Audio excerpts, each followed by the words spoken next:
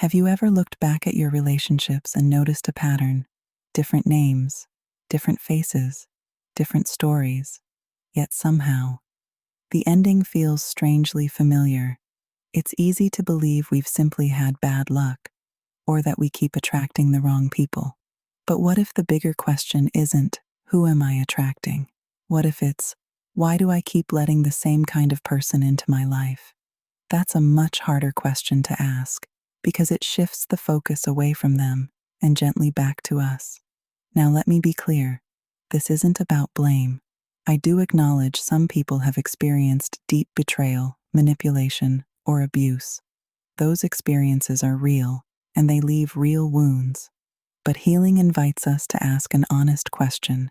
Have my wounds changed what I believe I deserve? Because when we're hurting, we sometimes confuse attention with love, inconsistency with mystery, being pursued with being valued, and little by little, our standards begin to move. Not because we've stopped wanting something healthy, but because pain has lowered what we're willing to accept. One of the most powerful things healing does is restore perspective.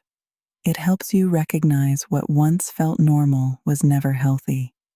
You begin to notice red flags you used to explain away. You become comfortable saying no. You stop chasing emotionally unavailable people, not because they stopped existing, but because you stopped making excuses for them. Now, that's the difference. Healing doesn't magically change everyone around you. It changes what you're willing to tolerate or accept. And that's the game changer. This matters even more when children are part of your story.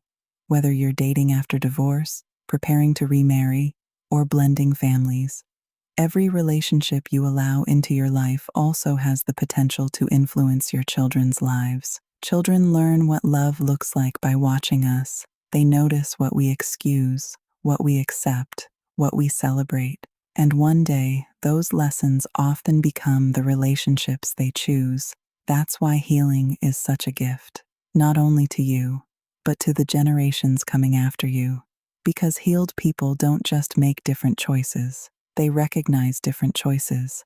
They no longer ask, does this person want me? They begin asking, is this the kind of person who belongs in the life I am or we're building? There's a big difference.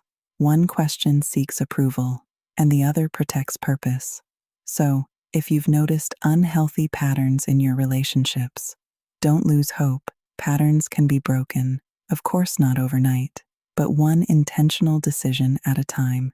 As you heal, your standards rise, your discernment grows, your boundaries become healthier, and eventually, the relationships you welcome into your life begin to reflect the person you're becoming. Because healing doesn't just change your future, it changes what your future is built upon. Before you go, I'd love to hear your thoughts. Share them in the comments section. And if you're passionate about building intentional relationships, stronger families, and lasting legacies, follow this community for more conversations like this.